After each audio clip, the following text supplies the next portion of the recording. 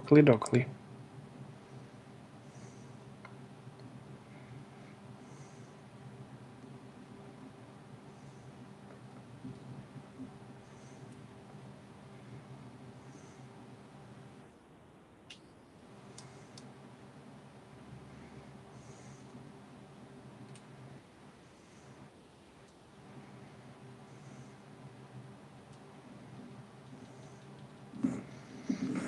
You just say when.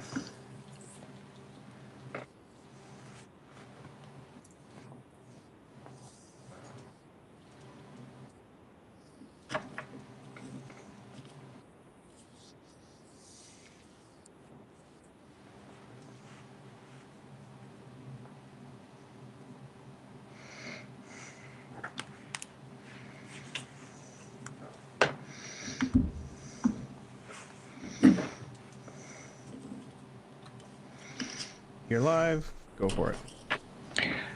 Hello, everybody. Welcome to another edition of the Keeper's Quarter podcast. We're back Again. ahead. Yes, again, ahead of the home opener, and hopefully familiar faces to those of you. Hopefully, there's some of you that don't recognize us. So, quick little reintroduction ahead of the 2025-2026 season. I'm Matt Sterling. That's Brandon Brooks. Wait, there's people watching us? Hopefully, if we did this right. Given the weird technical issues that always seem to pop up, who knows? No, we've been Utica fans since they moved here. We're loud, we're obnoxious. Made 212 our home. That's right. It's ours. Mm-hmm. You come here, you baby loud. Brandon, Or anything we'll else send we you should? Anything else we should let the folks know? We need more.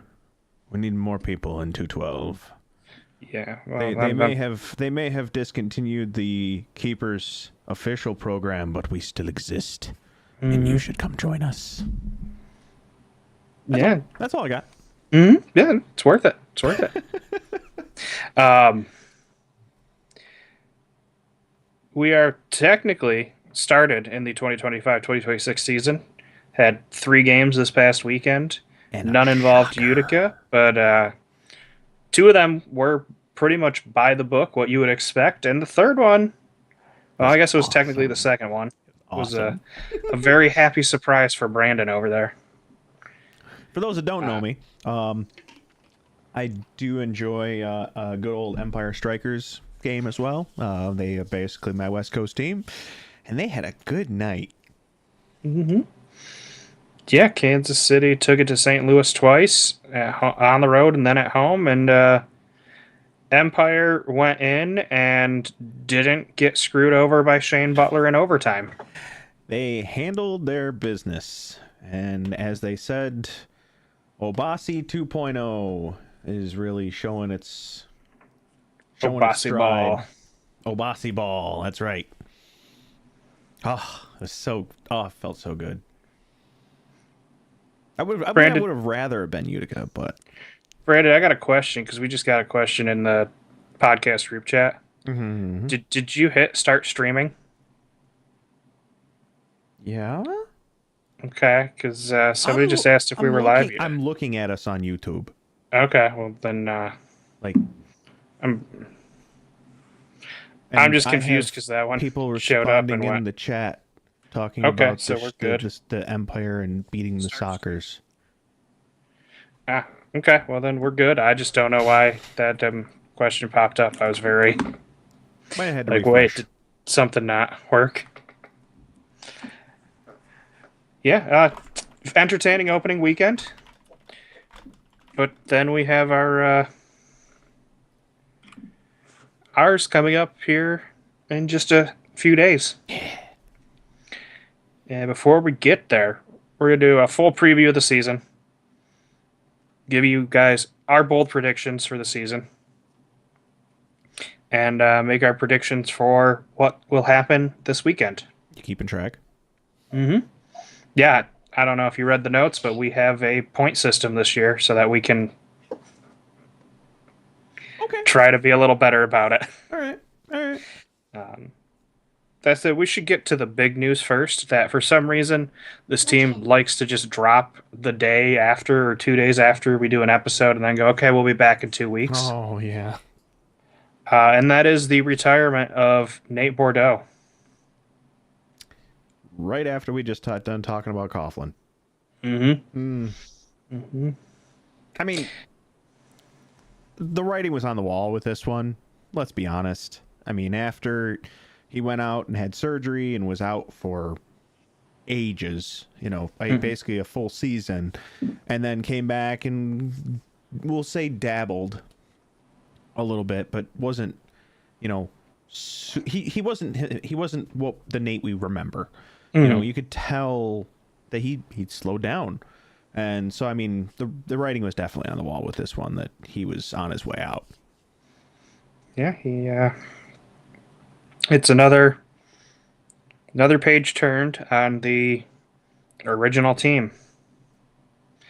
One remains. Yeah, we'll just quick recap about Nate's career. He spent 10 years in the MASL. 9 seasons were played with Utica and Syracuse. He did spend the COVID season playing for the Tropics. Mm-hmm. He had a longer professional career because you had the MISL and whatever the other one was they merged with before the MASL, but I'm not pulling out those stats. Basically, just based on the MASL portion of his career. And in that time, he had 181 games played, 88 goals, 73 assists. Brandon, as you already mentioned, he did miss the entirety of the 2023-2024 season due to his hip injury and surgery. When the team first moved here, he was co-captains with Bo Yelovic. After Bo's retirement, Nate took the armband solo. He regained it last year, and obviously that's a big loss to the team when your captain retires. Yeah. Of course it is. Because that's going to be, typically your captains are your veteran talent, the veterans of the veterans even. Mm-hmm. And yeah, I mean, that's a wealth of knowledge and just understanding of the game to be missing. So another blow before we get into the season. Mm-hmm. Yeah, I joked on my personal Facebook account that, at this rate, the Wednesday before opening day, we'll find out that Logan's retiring, too. My nose itches. Can't help it. Sorry. Not picking my nose, I promise. It's all good.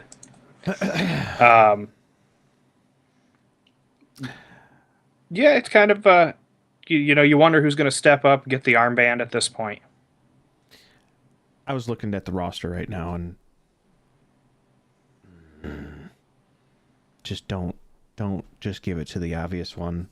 Mm-hmm. Don't do it. Don't give it to Kelvin. No, I won't. Well, yeah, Kelvin's captaincy kind of hinges on being here, and we'll get to that as we get to that. I'll put it this way. If I had to pick one person on this roster to be a captain, that would have to be Double G. That would have to be Gordy Gerson. Gordy Gerson? Yeah. To answer the question I got in the chat is Nate going to be an assistant coach like he did last year when he wasn't playing? Kind of up in the air. He is not listed on the team roster in any way. So I know he was last year, was it last year? It's like the beginning of last year. 2 years ago. 2 years ago. He was listed there that year as like team staff. So the fact that he's not on here at all would, to me, indicate that he's probably not going to be on there. But we won't. A lot of that stuff we won't know until day of. Yeah, we'll find out as we find out. I have a feeling it's more of him stepping away. He has his speed, agility, quickness school that he runs in Syracuse. He can focus more on the coaching. And, develop the next generation of talent. Yep. Yeah, I think that's going to be where he's at this point. Mm-hmm. But that's the biggest news for Utica as far as things went over the past couple of weeks. With that, we will turn to the full 2025-2026 season preview. We'll start at the beginning.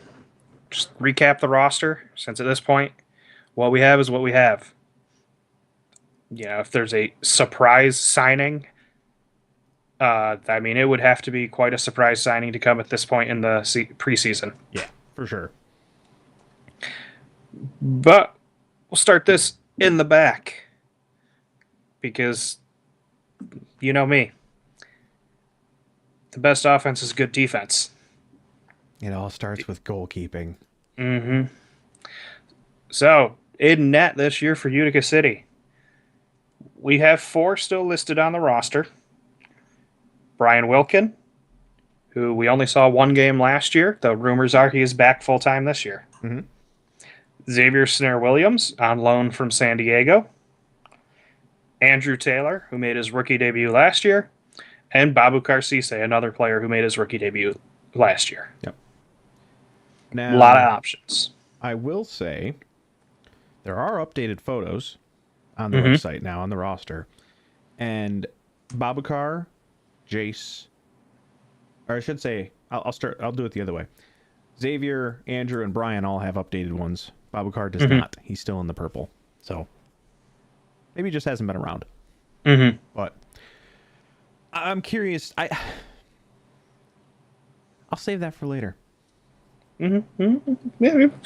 Yeah, I mean, if you've got the notes open with the show notes, there's a little bit later that has to deal with Babukar and a couple others. Yeah.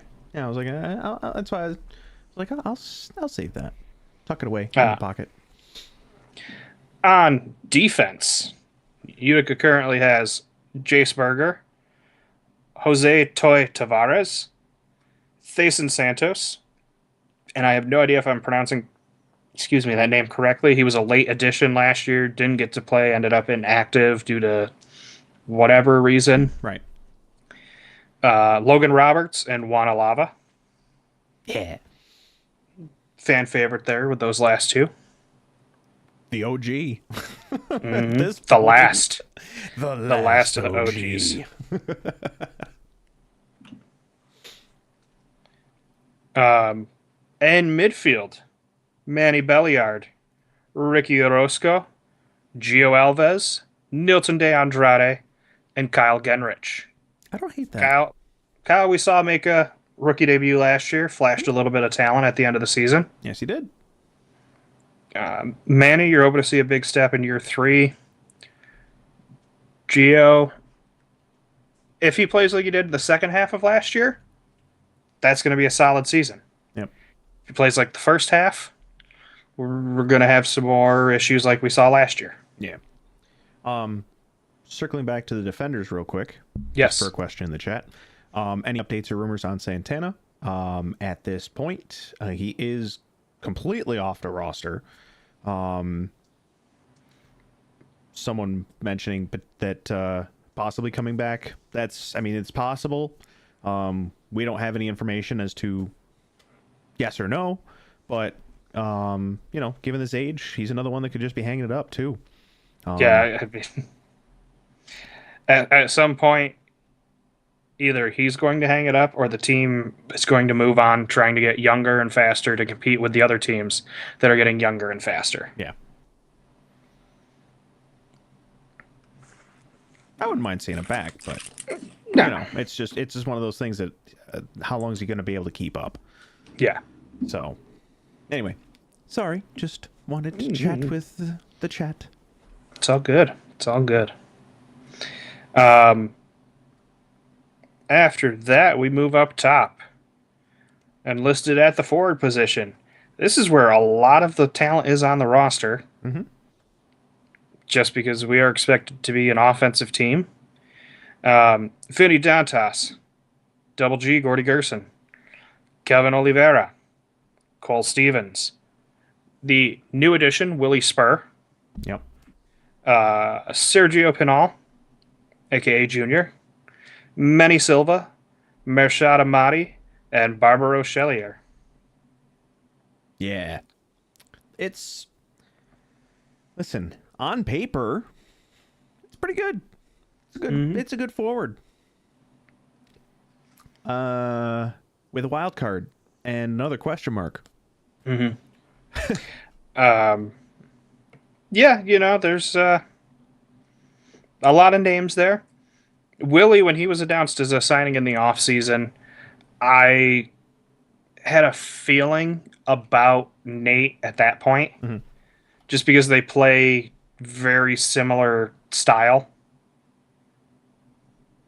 Um, you know, we've talked about before how Willie was injured in that terrible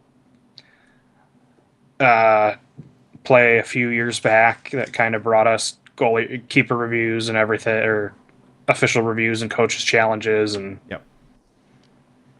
uh, yeah, it was a signing that at the time felt a little redundant, but with what we know now, makes a lot of sense. Agreed. Yeah, it puts some of the pieces together.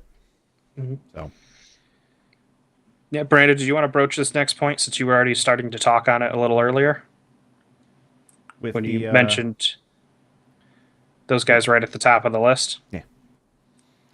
Yeah,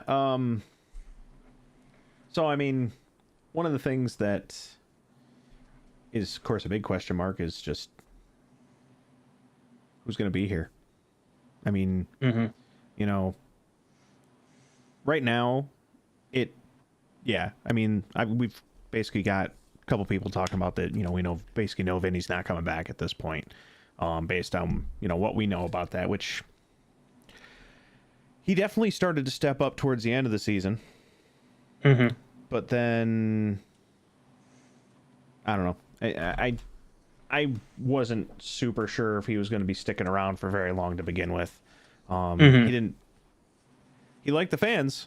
I just don't know if he really clicked with the area, that sort of thing. So I know that probably was a point of contention and stuff. But yeah, I mean, talking about, as I mentioned, some of the roster pictures are just not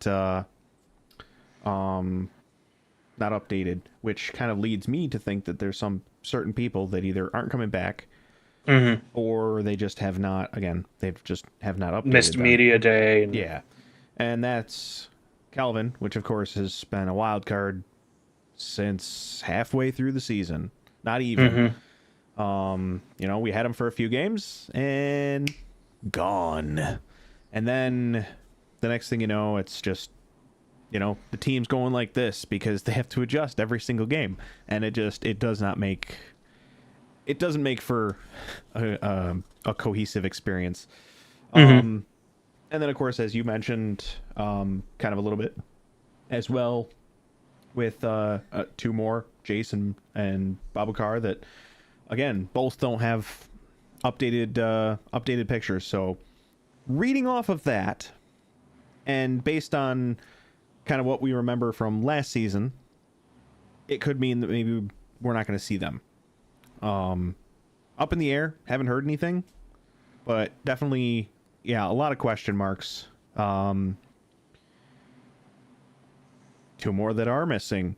Nelly, we already talked about, Mm-hmm. and Ronaldinho, like another missing talent. So yeah, we've got some great talent on the roster. Well, all right. So here we're gonna do a little shameless plug for our Discord. Oh yes, Um, there is a Discord. there is a Discord. Yes. It's a great place to chat with your fellow Utica fans. We do have a channel on it set up strictly for in-game chat. So, Yes. like, back in the days of early YouTube for the MASL or Twitch, where you could shoot back and forth messages. Yeah, don't try and say some of the stuff they said in there because Yeah, no. We'll be have just problems. as likely to banhammer you. But in there, the question was broached. Hey, any good tidbits from the team split squad scrimmage? And a couple things were shared, and they were that Santana and Ronnie won't be back, Vinny and Ronnie won't be back, and the other one was about Kelvin. Did you see that one in there? No. It's still up in the air, but at this point, it's like a 50-50 shot that Kelvin does return, but only after the Kings League World Cup is done in Oh, January. yeah, I did see that. Yes. So he'd miss like the first 6 games of the year. If you could have him for 3/4 of the season I would take this. I take and this over last. playoffs, Yeah. yeah, yeah, 100%. I would rather it be, hey, let the team do what they're going to do for the first 5, 6, 7, 8 game, whatever. But if he's there for the second half, consistently active and the playoffs, that's what I'd rather have. The second half is what matters more in reality. The first half, yes, matters, but the second half is way more important because it includes playoffs. So, yes, I would much rather have it this way than the way we had it last year. Now, stay healthy. yes. Don't get injured in Kings League, Ham- please. Hamstring. Oh, that Kings League season came to an end. Oh, sorry. Yeah, not It's the Kings League. Kings League World Cup that'll be going on. I always think about Kings League because, that's And, what it was last year. Hosted in his home country for Yeah. this year, so big one. Shelf. What do you mean? So the question becomes, what are the expectations for this team? Can they improve? There are a couple key areas. Brandon, could this team score more consistently than That would last be year? nice. Oh, that would be nice. Like, do you think they can get back to what we saw 2 years ago? It's going to take an adjustment period. And unfortunately, we don't have Harrisburg to help assist with that adjustment period. So it's going to be trial by fire. We definitely have some good targets, and the fact that Vinny's not there, Calvin's not there right away. We are able to learn our distribution points. Get really good connecting with Gordy because you're going to be looking for him pretty consistently. Get to really figure out what's up with Willie Spur. So Junior just likes to run with the ball and try and get up there as fast as he can. But he's good for some quick hard shots, and that's not a bad thing. But I think it really is going to help mold our units into just more cohesive units than what we would have gotten at the beginning of last season when, again, offense was changing every single game. If we can keep a consistent roster, regardless of who it is, I mean, we've got some good talent on there, and this gives us an opportunity to really let them shine and figure out and build some confidence and let them just experiment and just figure things out like they've probably already been doing in the off season. So I think with the right squad setups, I think we could potentially get more consistent scoring with a more consistent roster. Okay. That certainly would go a long way towards a improved season from last year. The other two things that I brought up here are on the other end of the field, and we talked about them far, far, far too many times last year. And the second one, which will be the third thing that they need to improve, we talked about far, far, far too many times 2 years ago as well. But first, can these guys stop playing the ball across their own goal face? I have something to say about that. Yeah. But I got to respond to the chat real fast. We did actually talk about earlier who potentially would get the captain's band, and in my opinion, I think that should go to Gordy. That was my gut feeling looking at our current roster. It would either be like maybe Gordy solo or potentially Gordy Logan, because you got the last OG and Gordy Gerson. So those two I could definitely see being that. Sorry to rehash. I just wanted to answer the question. Yeah. But yes, I do have a thought about the playing the ball in front of the goal face. Mm-hmm. Part of the reason that we would play the ball in front of the goal face was because it was our slower talent, Nelly, for instance, that was always back there and wasn't able to make his way up faster. Or I don't want to say, well, I'm going to use the word consistently a few times. He couldn't consistently get up to the midfield. Because I think we're going to be a more counterattack focused like we were a couple years ago when we first had Everton come in as coach. Mm-hmm. I could see much more quickly getting upfield and playing with it more on the first the defensive line versus in front of the goal. So I think we'll have the ability to get it upfield further, which means we won't be playing with it in front of the goal. Do I think it's still going to happen a few times? Yeah. Do I think it's going to potentially come from somebody like Juan? Because he typically would be one of the ones that would do it. Yeah. Is it going to be scary? Yeah. Are we going to get scored on because of it? Potentially. But is it going to happen less? I think yes. But it's still going to happen. That was just my thought process. Faster people means get it away from the goal. Yeah, I have a bad feeling it's going to happen, and it's going to happen too much again. And part of the issue last year was when it happened, they were on lackadaisical passes, just trying to switch the field easily. You know, they were kind of slow rollers across the turf. You can live with playing it across your goal face if you're not letting it just roll where someone that's still keeping a high press can jump on it undefended and take a shot. Apparently, we already crossed it in front of the goal in the exhibition match. Oh boy. Oh boy. Who's excited for that again? That's not what you want to see. No. Full disclosure, I did not go to the exhibition. I was not able to make it. So I don't think we've met together. I don't think we've been together since then. So I figured I'd bring that up, that I did not see it. No, I've been busy working.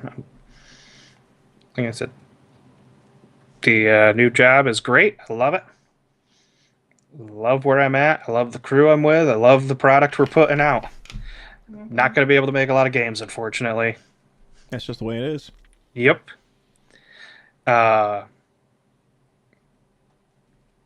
So the third thing. Can we stop with the foolish fouls and cards? Look, you can get away with them once in a while. Kansas City did in the opening game. Was it 30 seconds into the second quarter? And Acosta's standing there, has a defender on his back to the goal, looking to get the ball at his feet. And to clear a room, he just elbows his defender square in the face. Immediate blue card. They look at it, see where it hits him, and they're like, yep, that's a red card. He's kicked out of there. Yeah. We've had 2 red cards in 3 games. I don't know if you saw the other one. Yeah, but the other one wasn't like a true red. It was 6 foul, you know. But it's It was like fouling out in basketball. But still, it was 2 red cards. Actually, we'll have to keep an eye on line and see what because Acosta, I would not be surprised if he faces a longer suspension and has to miss this weekend's game. That is a possibility. Mm-hmm. Would it matter? Maybe a little bit, but we'll get there. We'll talk about that one in a bit. Useless fouls. So we know I can think of 1, 2, at least two people that are susceptible to poor foul, just silly fouls that are still on our roster. The third would have been Nelly because he definitely knew how to draw them, Mm-hmm. and but he also knew how to get calls against the other team too. Junior Sergio definitely can be a bit rough around the edges, Mm-hmm. and because he is kind of a we'll call him a brute. You know, he's one of the more bigger built Let's just go with the gaming players. term. He's a tank. All right, fine. We'll go with the tank. Yeah, he's a tank, and I mean, so he tends to use that to get where he needs to go, and because of that, he can end up getting foul or causing fouls. Also, there's times when he's got a little. I've seen a little flares of temper out there too, and he can end up drawing some as well. Mm-hmm. And on that, the other one is Nilton. Nilton, his temper can also get away from him. He's kind of a younger Bo in that regard. He is a very emotional player, and if he lets it get to him, then it can cause him to mess up and Mm. then draw fouls or cards. So those two in particular, I think, are going to be ones to watch out for as far as drawing fouls. Do I think that we would get less? I would say potentially yes, because we have, less people that would generally get them as Mm-hmm. we did in the past. Yeah, you mentioned Nelly being one. Another one that would sometimes get a questionable blue card. Andrew Yeah, I coming was out of the box, getting those handballs.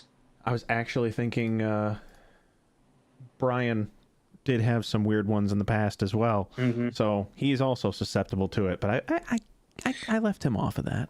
Yeah, I mean the automatic blue card on a handball outside of the box for the goalkeeper. Uh, we saw that with Paulo in St. Louis this weekend Yep. on the shootout. He came out of the box, got a handball, and then they awarded a penalty kick because of it. Was that the one that That Francis Dom scored? Francis missed and then scored on. Yeah. Yeah, yeah. Mm-hmm. All Well, they right. gave him the second chance. Yeah, So. So generally, we think that this team can improve a little bit Yes. and be better than last year. There is potential for improvement. I mean, it's a young roster. It's much younger than we've been. Every year it's been getting younger. Mm-hmm. And so I can absolutely see, there's room for improvement. Of course Yes. there is. And whenever there's room for improvement, that means somebody needs to step up.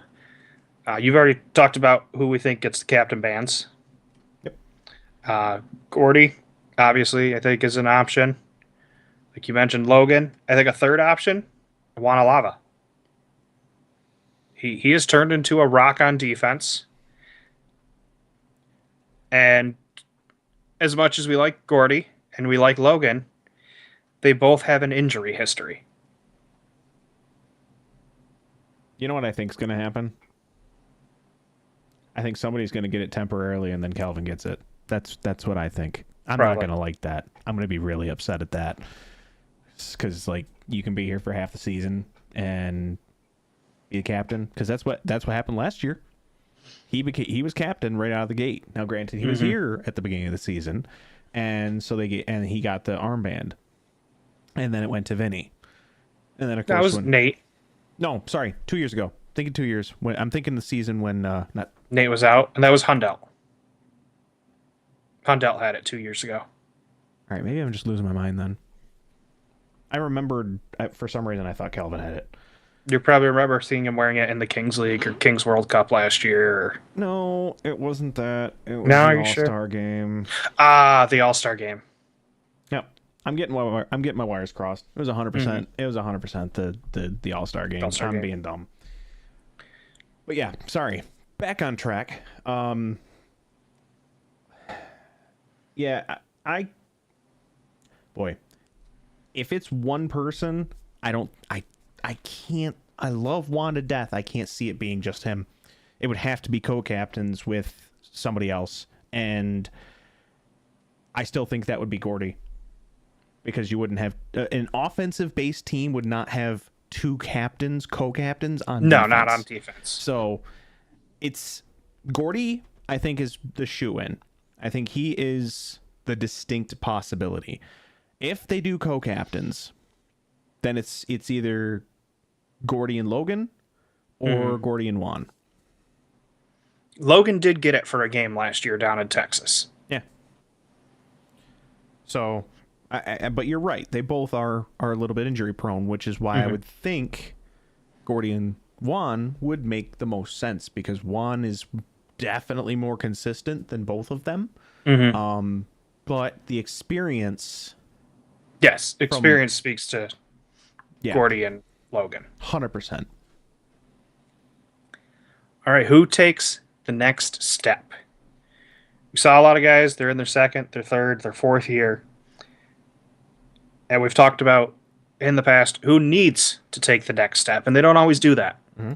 Who do you see on this roster that does take the next step?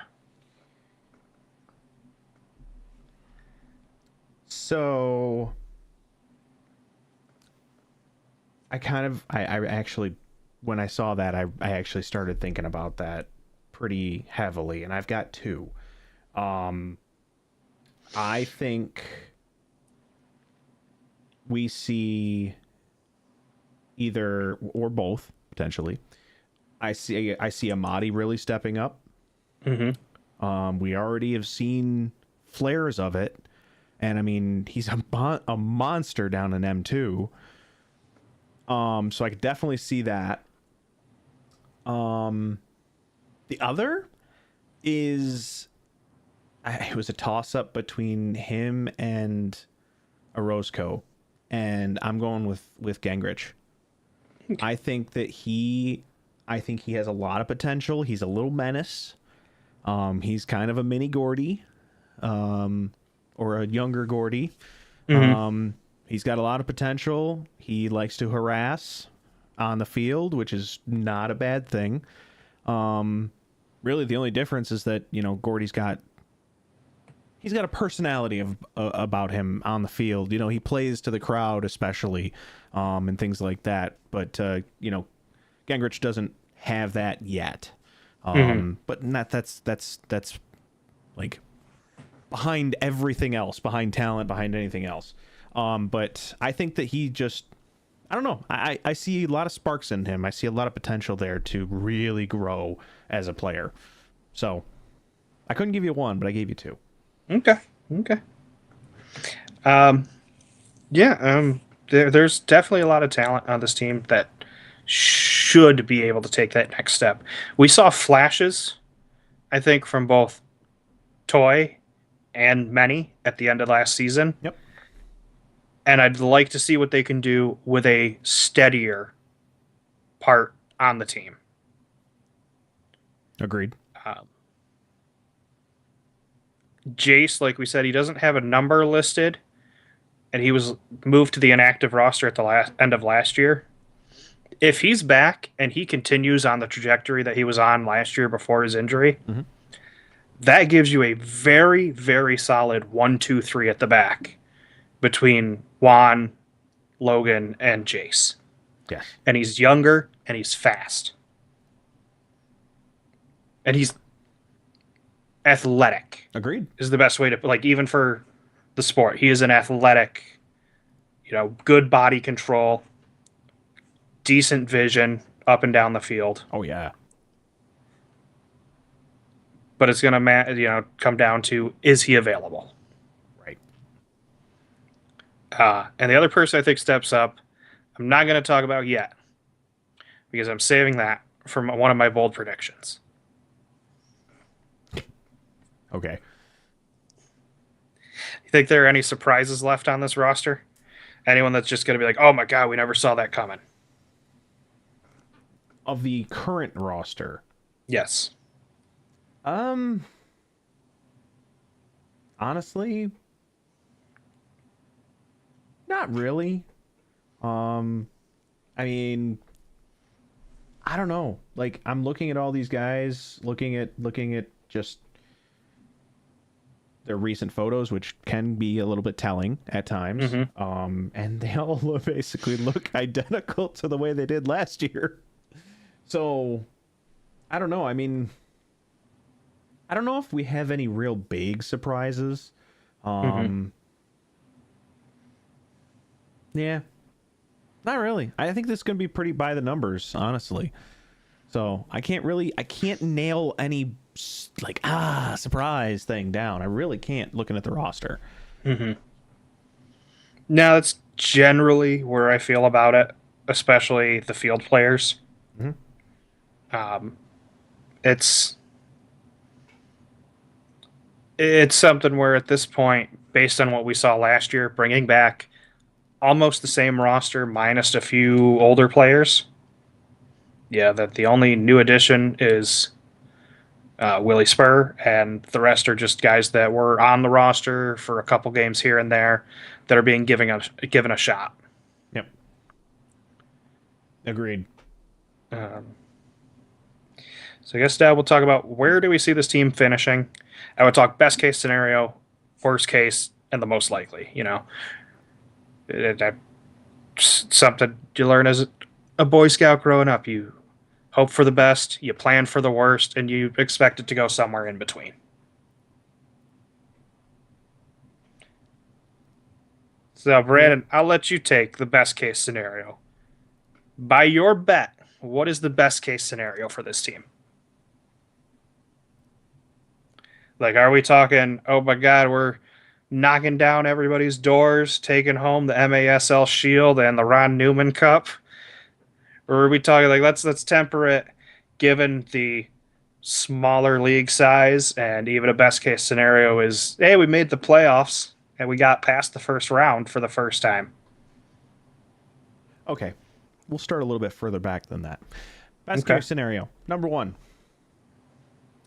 Calvin comes back Mm-hmm. at the time that we are expecting him to.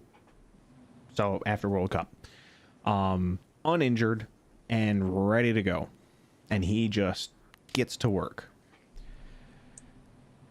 If that happens, or as part of the best case scenario, um,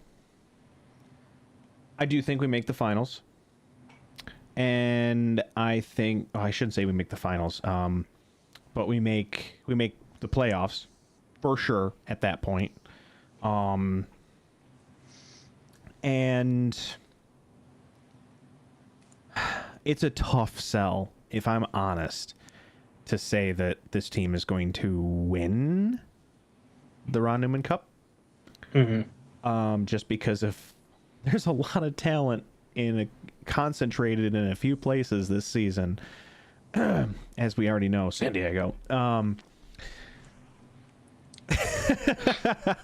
And I don't get me don't wrong. know. Don't get me I don't know wrong. if you watched that entire game. San Diego looked not like San Diego. Well, the other one was Kansas City. There's a lot of Yes. talent concentrated in Kansas City too. Um, Yeah. so best case, I actually agree with Huber that I think we get third seed in the playoffs, and I think let's see, it's 8 teams, so then it would go down to 4, and then it'll go down to 2. I think we Mm-hmm. make the semifinals. So I do think we get past the first round. I think we finally Mm-hmm. break that curse. I don't think we get much. I don't think we get any further, but I think we at minimum, best case scenario, break the curse. I'll even say at best case Yeah, scenario, we make the final. We might lose, but we made the final. That would be awesome. yeah, that would be a great just to finally get that off the back of the team and the fan base. You're seeing it in the NFL. I don't know if anyone caught the Steelers and Bills game yesterday, but the fans in Pittsburgh were chanting "Fire Tomlin." They haven't had a losing season since he's been there. But it's basically joked about online as, oh yeah, it's the Tomlin curse. He got one Super Bowl, and since 2015 they haven't won a playoff game. But they've never had a losing season, and they pretty much go either as a wild card or they win the division every year. It's like you're going to be 9-8, 10-7, but you'll never do anything in the postseason. Yeah, that's definitely been our curse. I mean, we make it to the postseason. I mean, we've made it every season since Everton's been coach. So, I mean, we definitely consistently make it, but we don't make it any further. No. All right, now for the less fun one to talk about. Worst case scenario. That one's easy. We don't make the playoffs. Done. I think the worst case scenario would be finishing in 8th place. Doesn't that come with the territory? No, you could finish in 7th place. Tacoma is probably going to finish in 8th place if I had to put any money on it. They lost Nick Pereira. They lost Chris Toth. They still have to play Empire and San Diego a whole bunch of times. Yeah. And there is basically no one of note that I can think They of. got Juice Cox. Yeah, I was literally looking at him. Oh, and apparently they have John Cena, too. Now, the next time you get on this roster and you look at Michael Herrera, there is nobody there. Oh, Mikey Herrera? Yes, there is no one in that picture. Okay. So he is John Cena now. Are you looking it up? No, I'm not. No. Also, I don't know why my brain didn't go with John Cena music. It went with the opening theme for Brooklyn Nine-Nine. That is Brooklyn Nine-Nine.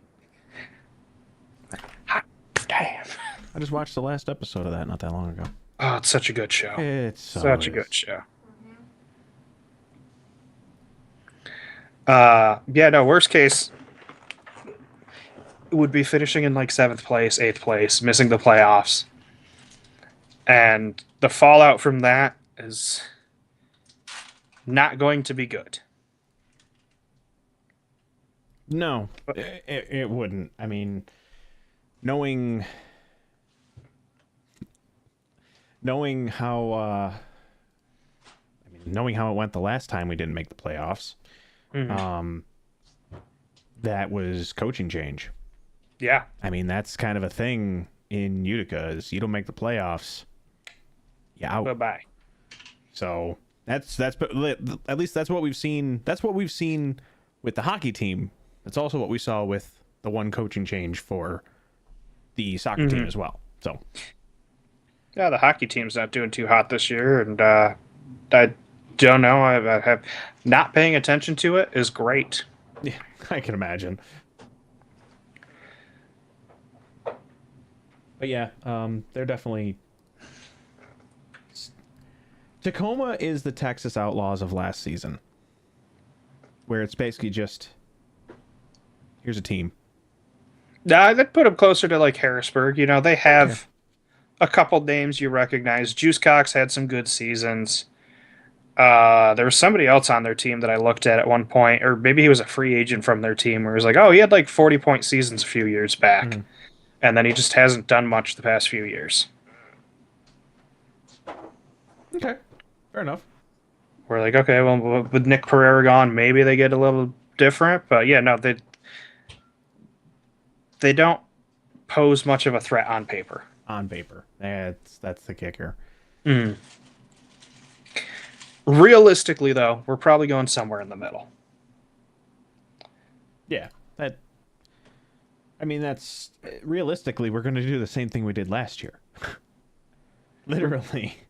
Pretty close, but probably realistically, given that there's only 8 teams in the league and 6 are making the playoffs, if we're picking this team to finish 5th or 6th, they probably have a losing record. Likely, yeah. Whether that's 11-13 or 9-15. Yeah, I That's probably where the teams finishing fifth and sixth are going to end up. I would tend to agree. Yeah, yeah, I could definitely see us being in the playoffs, but barely. Mm-hmm. And yeah, you make the playoffs. You have to play the opening round against either the or the 3 or 4 seed. It is a return to the you host, they host series of a few years ago. No single hub, thankfully. Yeah, I'm sure that they had enough backlash Oh, on that it was just, mm-hmm. we can't do that again. Like, here's, Yeah. we love your arena. It's nice. Uh, For the no. 6 fans in attendance for these games that aren't the soccer's. Yes, exactly the problem is that you basically only have soccer's fans there, and they're not going to come for most other games. No. The diehard fans of just the sport are going to go, but not not the rest of the crowd. So you're just Mm-hmm. you're dooming the other teams to just basically have family members be cheering. That's about it. Yeah, and that's if they're able to get out there at all. Right, right. So yeah, it will be back to the home and home with a mini game Good. for the first 2 rounds. The final will be left up to the 2 teams that host it and arena availability, whether it is a full 3 games if necessary or the 2 games in the mini game, which is what we saw last year. Yep. Yeah, I think that's probably our most likely scenario. This team is at or just below 500, makes the playoffs, and if they do, they probably get eliminated in the first round. Yeah, it literally just have a repeat of last season. What we just keep seeing. Yeah. Just, I don't know. It's not a great feeling, but being competitive is still a good thing. Mm-hmm. Agreed. You don't It want to. is, and it will get these guys. It will get these guys, some of the younger guys, more experience and stuff, and Yeah, help some of the other guys refine what they're already doing. But that's not what they want, and that's not what we want. We want right. to get championships. Mm-hmm. Our first championship. Brandon, No. you already told me off stream you didn't do your homework, so I'm still going to put you on the spot first because that's how I typed it up. We're going to pivot to our 3 bold predictions for the season. These are team related. Mm-hmm. Yeah, you can pick a specific player, but 3 bold predictions for the Utica season. It's going to go you, then me, then me, then you, then you, then me. Well, I don't know how bold it is, but I absolutely see us dropping. If we do, in fact, have 4 keepers, Yes. I see us absolutely dropping one after the first month. And whether that means that we're playing. The reason this is kind of a 2-parter bold prediction. Mm-hmm. Number 1, we change our goalkeeper style. We move more towards like what Chihuahua did, or technically what Empire kind of does, but not the offensive part of it, but the switching, at minimum switching every half. Mm-hmm. I can definitely see us, as long as scoring doesn't run away from them, but I can see it definitely switching between like Xavier and Andrew, or Brian and Xavier, or Brian and Andrew, or if he is again actually active, Babukar. But it's going to be some combination of Wilkin and one of the other 2, or Xavier and one of the other 2. I don't see Brian and Xavier, at least the first month, being on the roster together, I guess. Mm-hmm. And basically, figuring out who's got the most potential. I do know, based on the MASL2 roster, I do also see Brian and Andrew are also the M2 keepers as well. So, I don't know. I kind of see it being sort of a. I keep wanting to call it a Hunger Games, but basically, the strongest will survive. Darwinism. And we have three going into 2026. All right. Your first prediction is we are already shed a goalkeeper by the end of December. Yeah. Okay. Short way of putting it.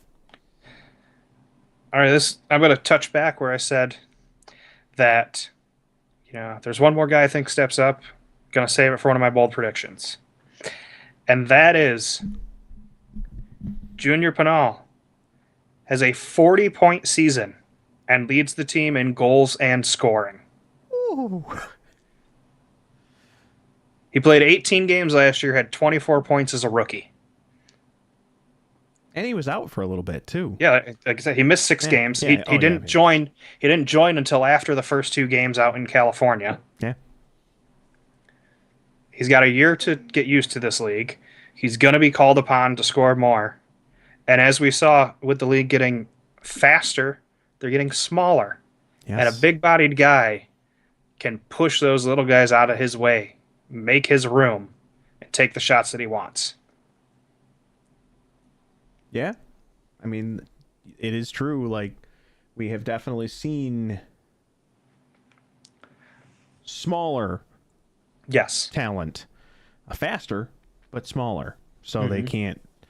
And we've also seen a lot of the older talent that no longer is in the league. Like Dos Santos, for instance, bigger guy, could throw his weight around. He's no longer in the league. So Frank Tayu isn't in M1. So I mean, a lot of those bigger guys that were pushing their way through, throwing the weight around. There's still others. I mean, there's still, there's this on defense in Kansas City alone. I mean, you're talking, the Bash brothers there with Steph and Chad Vandergriff. So, I mean, you still got your big guys, but yes, he's definitely a standout compared to, again, the rest of this roster, which is smaller, faster. And then you've got him, which his speed is, I mean, he's not a slow guy. No, I used to describe myself this way when I was playing soccer because I wasn't scrawny, but I wasn't big. I was like, I'm athletically fat. Yeah. Like, you know how to use it to your advantage. Right.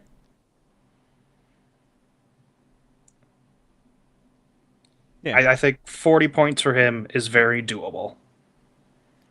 High number, but it is. But it's something this team needs. Oh, yeah, of course. Yeah. Especially if we don't see Kelvin return. That 40 very much is going to be within reach. It would have to be. Otherwise, we're not having a very high-scoring season in general. No. All right, my second bold prediction.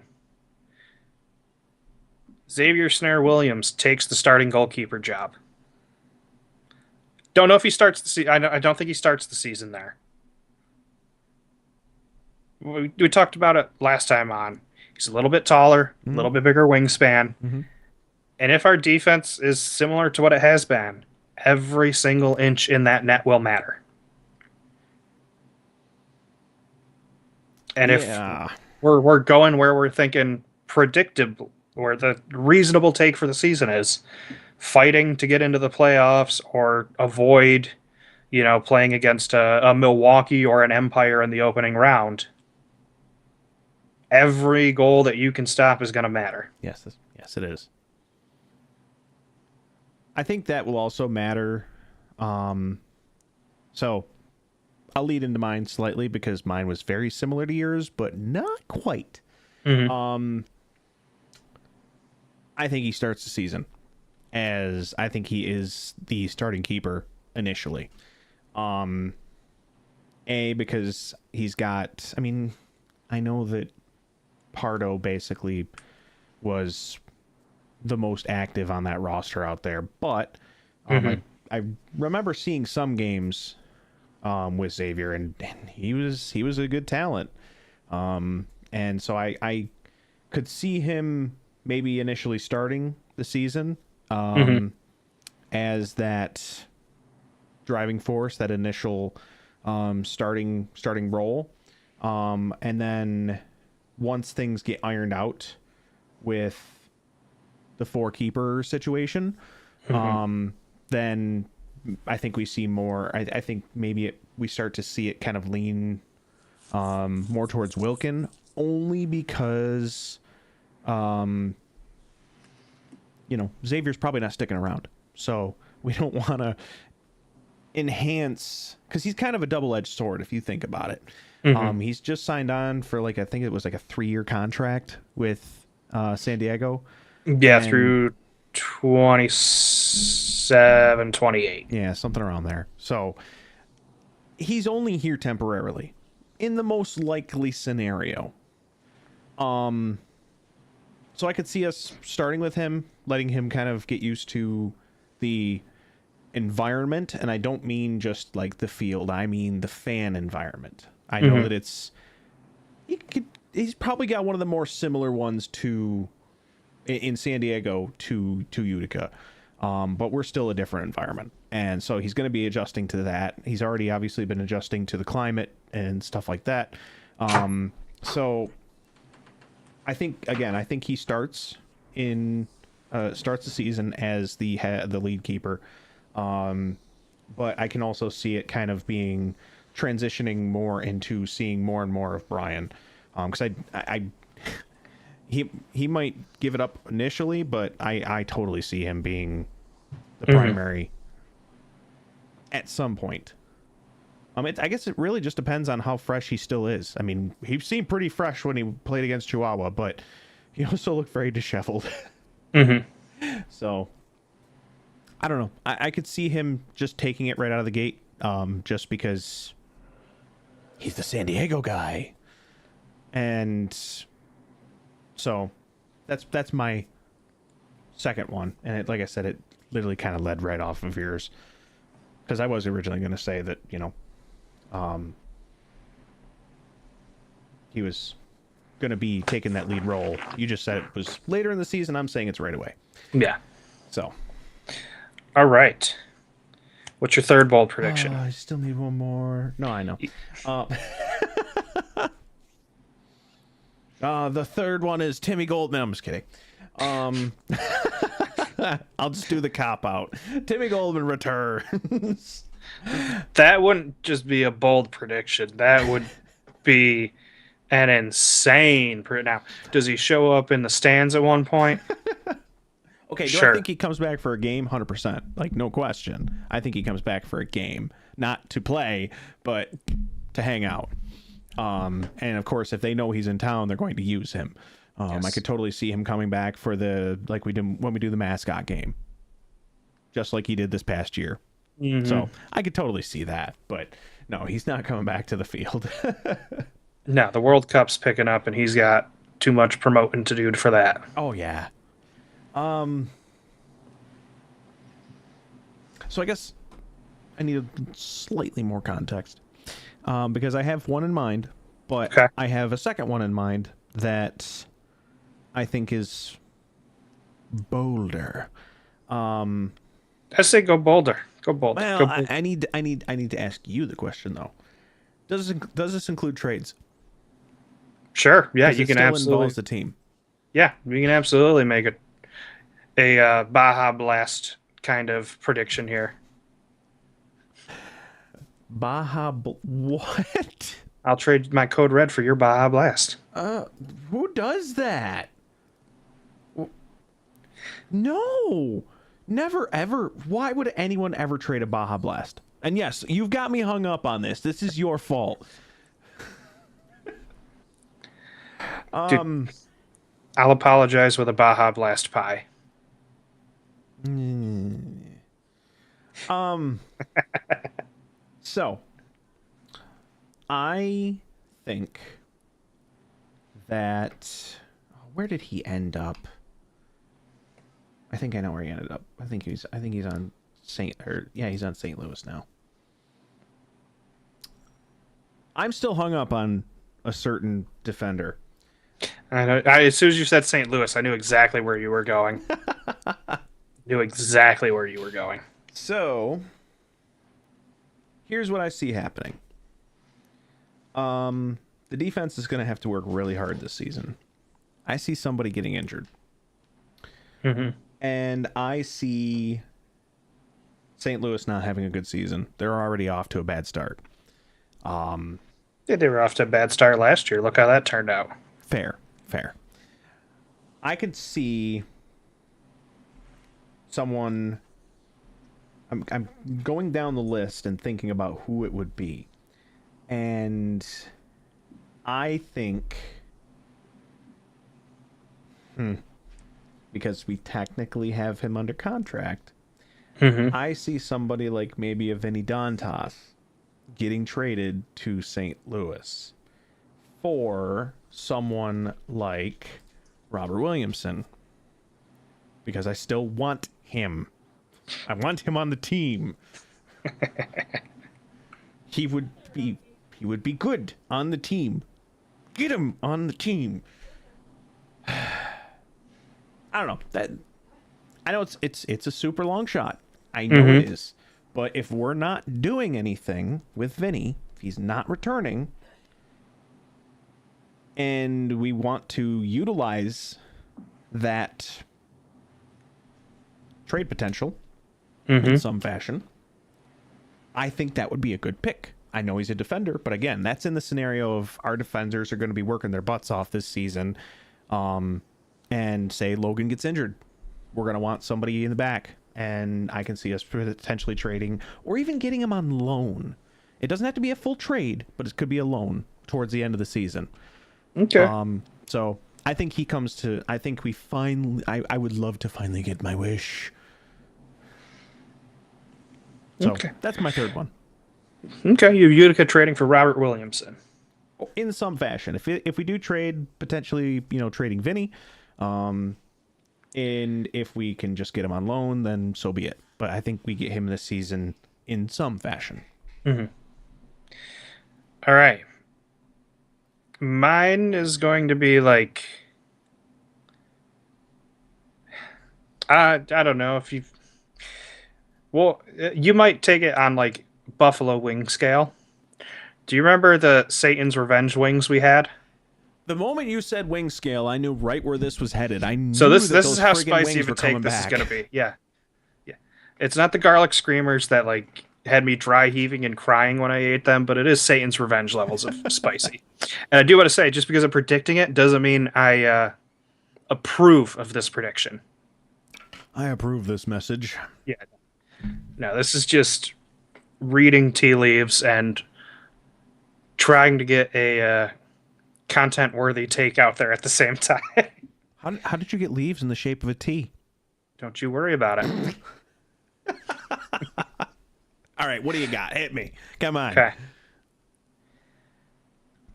After barely eking into the playoffs in the final season and getting blown out in the first weekend,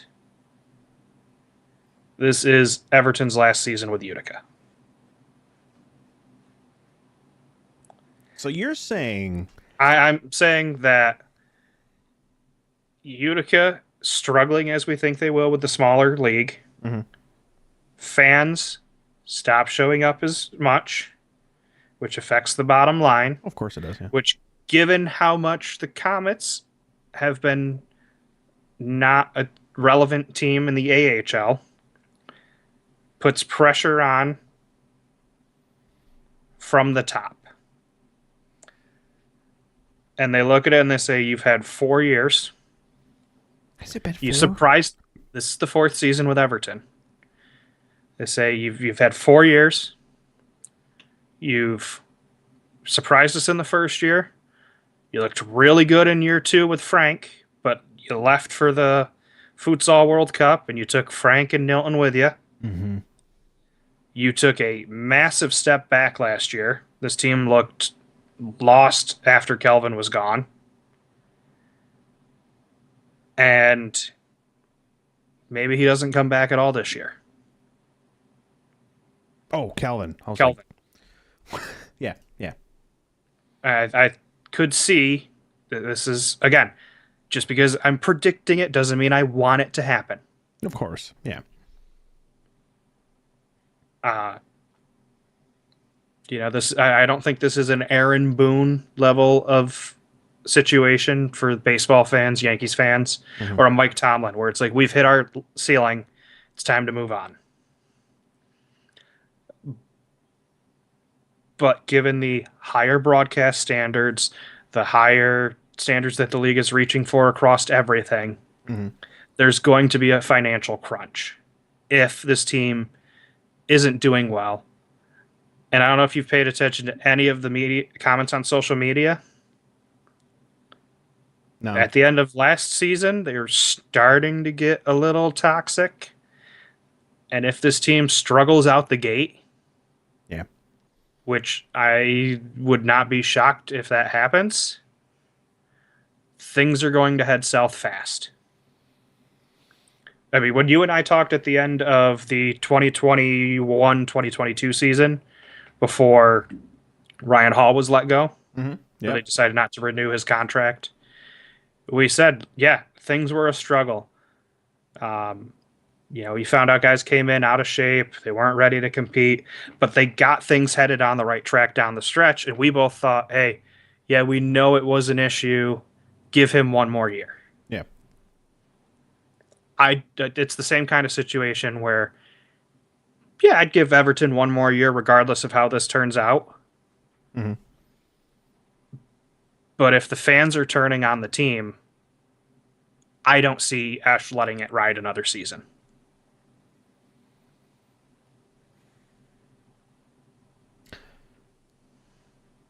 See, I would have thought that at the end of last season. The three strikes and you're out type deal. Now, granted, he has gotten them to the playoffs every season.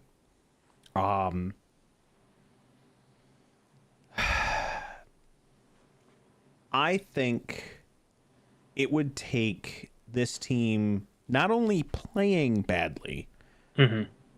but being disheveled as they do it, being unorganized and just not a cohesive unit. If that happens, I'd be right there with you, Mm-hmm. because that's obviously a coaching issue.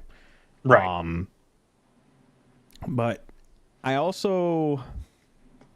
think if Everton is able to continue to kind of draw up some of those very creative plays we've seen from him in the past, Mm-hmm. especially when him and Calvin kind of get on the bench, I could definitely see him still sticking around for at least one more season.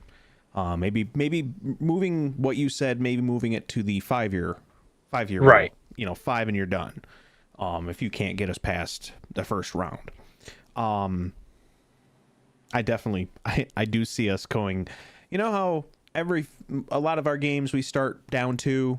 He has that Yeah. talk and then we pick things up. That's going to be the beginning of our season. We go down and then we have to fight our way back again. Mm-hmm. That's kind of I've been seeing that from the start. Like I definitely agree with you there. But do I see it as a possibility? Yes. Do I see it as a very distinct, very, very... Well, that's why they're bold predictions, Brandon. We're not going for the bold. safe ones. Yeah, I know. No, I can see it, but yeah, that's definitely to me it's very far fetched. I don't want your garlic parmesan takes. I don't want your mild takes. I want your I'm going to pay for eating this wing tomorrow kind of takes.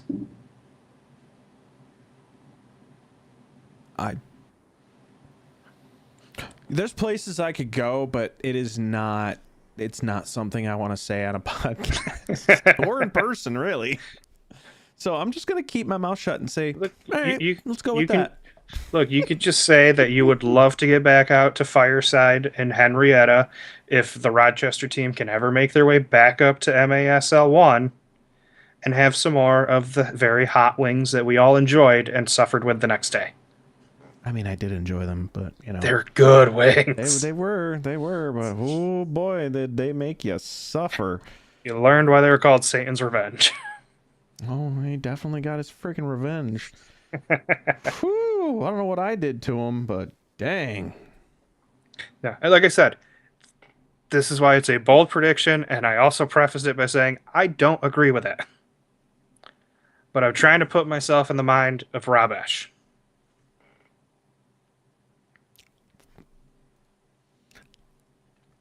I'm gonna, yeah. Mm-hmm. Mm-hmm. Yep. Mm-hmm. Yeah. No, I get it. Like, yeah, no, there's. It's not like you're the highest paid team out there, or you're bringing in former Mexican national players to try to get your team over the hump, or you've already brought in, uh, like you said, you have those three strikes, you're out. I mean, first year, I wouldn't call that a strike. You call that a success. You go back, you go, well, okay, well, we were missing Frank Nilton and myself. And then last year, you go, well, we were missing Kelvin. Well, if Kelvin doesn't show up at all, Yeah. or if he does show up and you still barely struggle, you have a losing, struggle to make it into the playoffs, have a losing record, and then just get cleaned out without any competition in the first round, without Hmm. ever having like a dog in the fight, I could see that snap decision coming. I think that would. I think that decision, if it were to be made, would also hinge on how. I think that would be more of a emotional Yes. a decision, and I say that not being like that they're going to get emotional making it or something like that, but I mean an emotional snap decision, like the hockey team is also tanking, having an extremely bad season, and it just rubs off on the owner, Yeah. on Esh, and yeah, snap decisions made, and we're just gonna get rid of basically all coaching staff. Yeah. Which let's check in on the comments. Oh, through 17 games, they have 2 wins. Ooh, I just don't see it happening on its own. That's all I'm saying. No, no. Like I said, this is something that I think has more compounding issues, and it's almost more of a financial decision than a soccer decision. Yeah. Also, apparently, if we do go out and get those wings, I need to make sure I bring my credit card this time.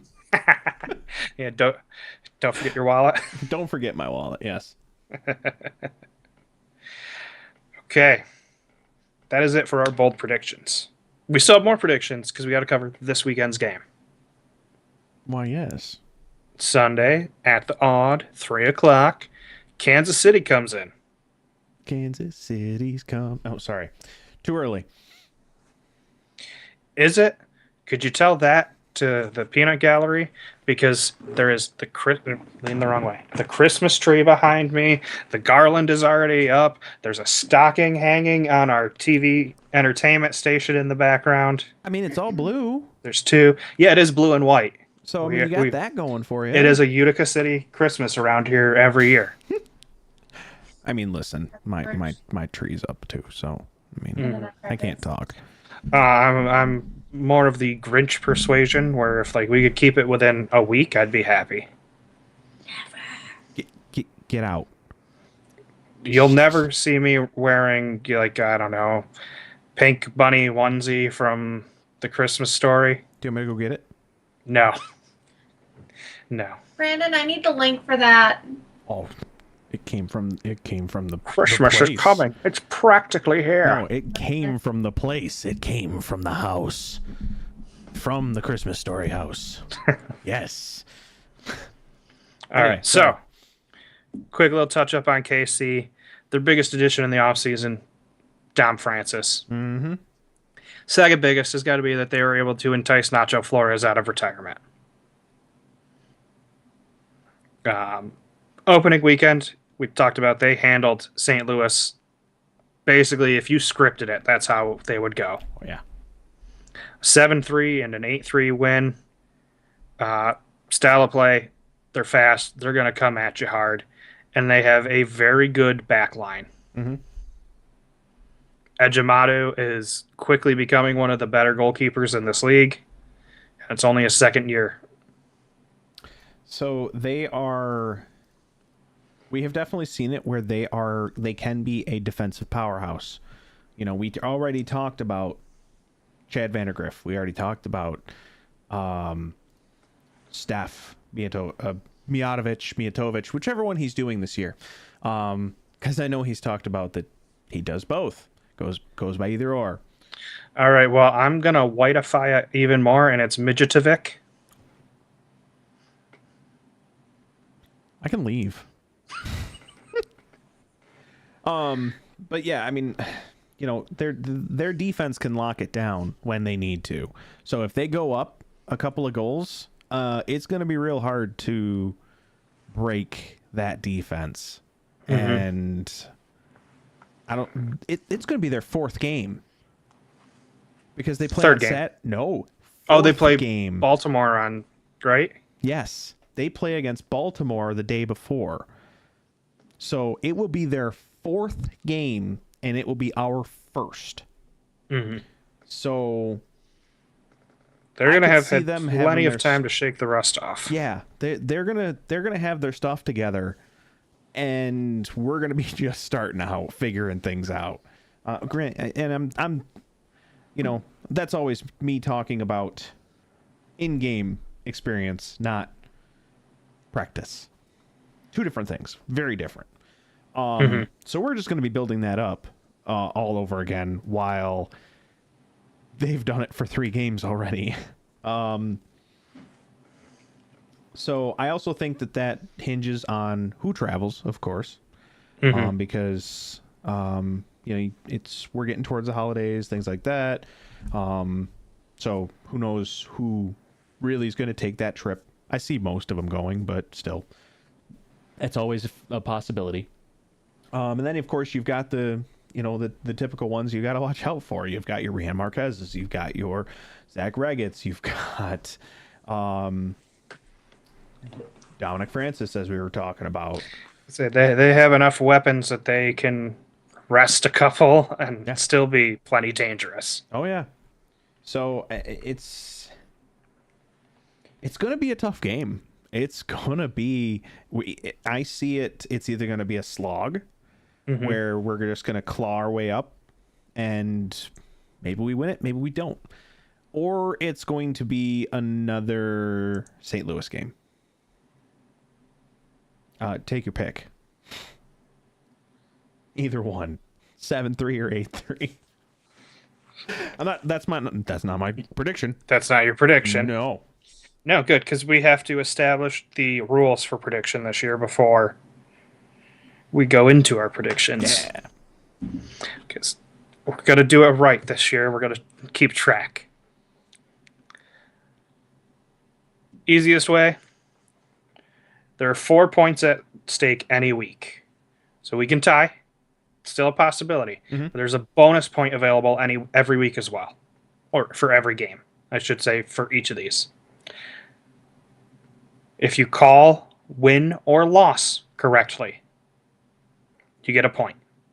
Okay. Whoever has the closest prediction for Utica's score gets a point. Whoever has the closest prediction for the opponent's score gets a point. And whoever is closest on the goal differential gets a point. So there's up to 4 points a week? Potentially up to 4. The 5th is if you predict overtime and it happens. Right. Yeah, so there's potentially 5 on the table. Yes. But most weeks it's going to be a 4. Going to be a 4. Okay. And the reason, win-loss, we tried that, and got to a point where we're like, yeah, we're both picking them to win, we're both picking them to lose. It's not fun when it's too easy. No, it's not. But then on the other 3, maybe I predict Utica scores 6, and you predict they score 8, and they score 7, and we have a tie. Okay, well, nobody gets that point. But if they score 9, 10, 5, one of us will get the point. Okay. Yeah. So if But we're we the could same also distance away, then it's right. nullified. But yeah, I got it. Same with like goal differential and closest opponent Hmm. score. And because we can, you know, have the goal differential, one of us could be closer. Maybe Utica only scores 4 one week, but we both predicted them to get like 7 or 8. Yeah. But the goal differential ended up being like 1, and you predicted like a 7-6 score. So yeah, maybe you were way off on Utica, but the goal differential was there. Yeah. You had it right. It's a close game. All right. All right. Put some thought into it. I like it. Mm-hmm. Tried to make it a little more interesting. I take it then you want a prediction. Yeah, we should probably predict this first game. It's never easy when I don't feel good about our chances going into it. Um. All right. So, a lot of this is going to be based around how they play in Baltimore Mm-hmm. because, we've seen that kind of break morale. We've also seen it just come back and they're angry. Or if just they continue to ride the high of an undefeated season. So I don't see it going well for us. Mm-hmm. As much as I want to say that, I think we have a lot of rust to shake off. We've got we don't really have many new faces to break in, which is good. No Calvin, obviously. No Vinny. Goalkeeping change in actual play. I mean, obviously they've been practicing, but Mm-hmm. beside the fact.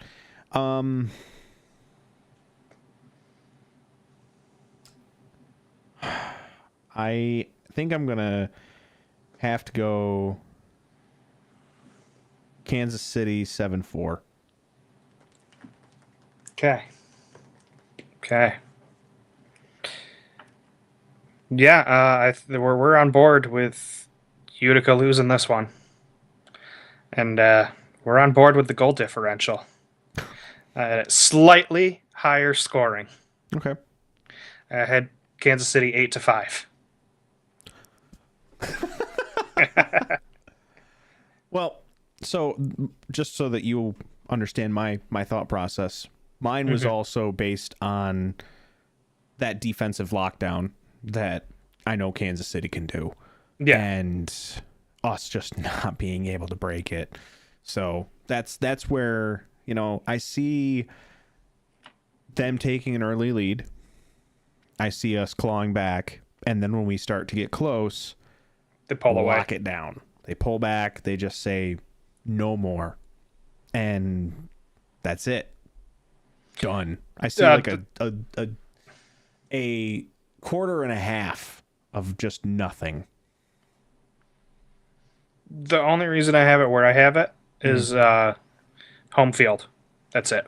Oh yeah, and of course that's always a big That's it. factor. That's it. Yep. Obviously, the wild card in all of this is going to be officiating. Oh, who's ready to talk about that next week?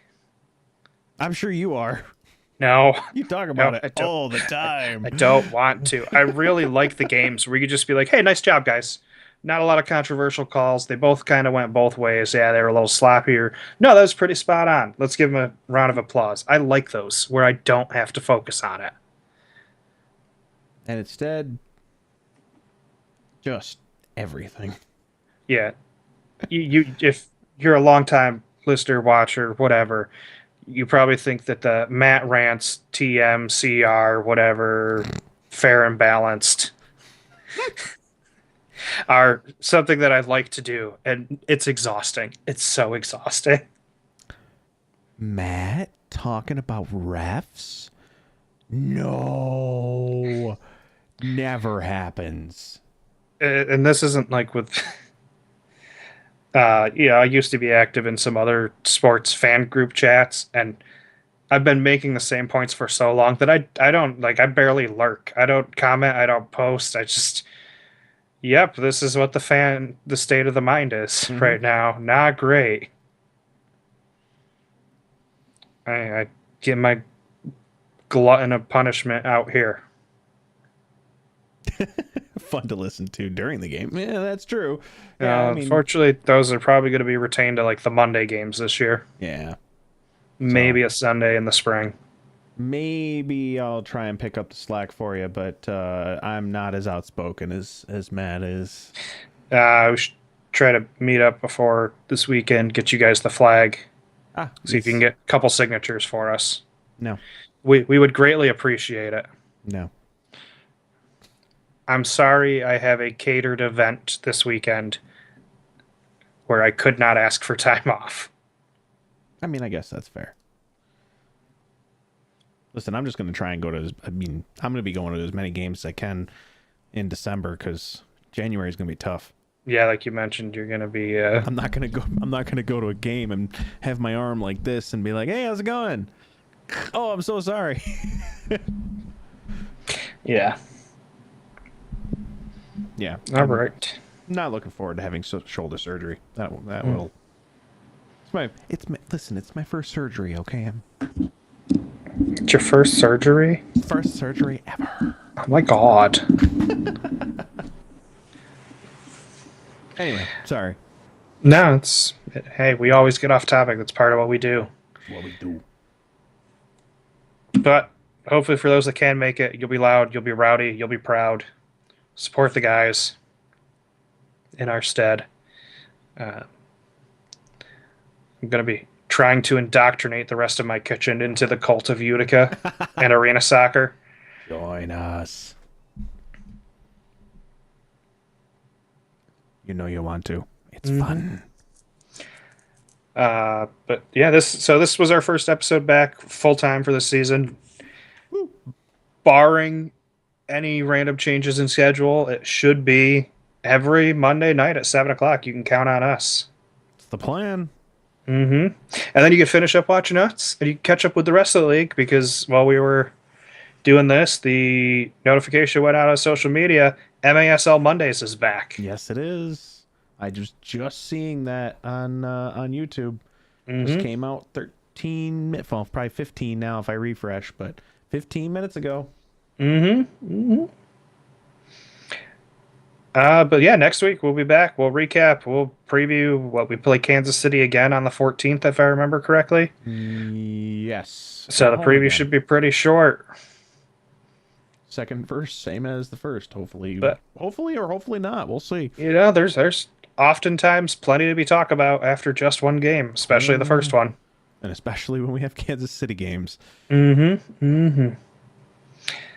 As always, you know, give the video a like, subscribe, turn on the notifications so you don't miss when we go live. You know you want to. Click the button. It's easy enough. Or tap it. Do what you gotta do. Do it. Our social media handles have been scrolling under our names. For us personally, the pod is on Facebook, Instagram, that other website. It doesn't get used on that other website. It's there. It's there. So that somebody else doesn't take it. Yeah. I don't know. With my schedule back set, I might try to make a push for TikTok content this year. No promises. It's kind of nice having a downtime, What's that? and the content machine can be draining.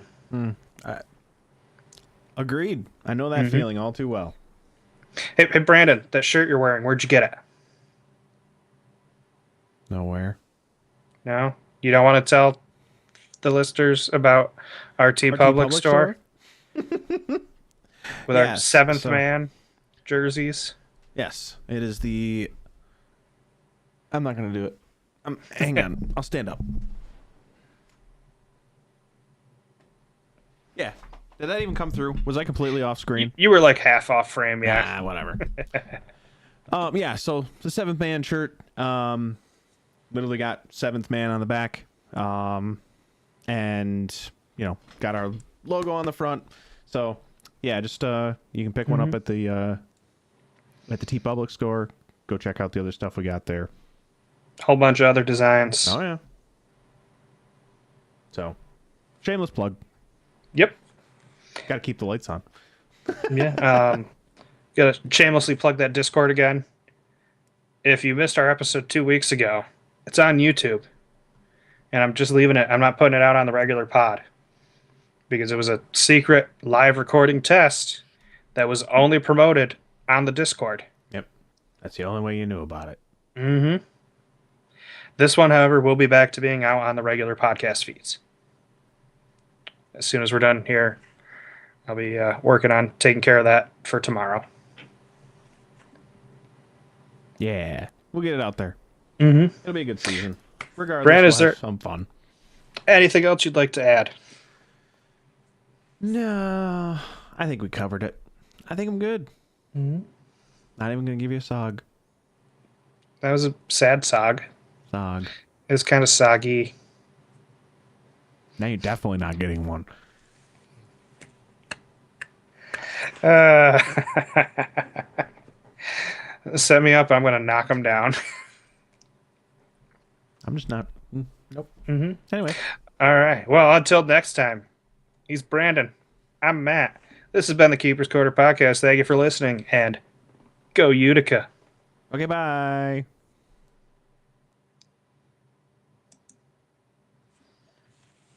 Woo!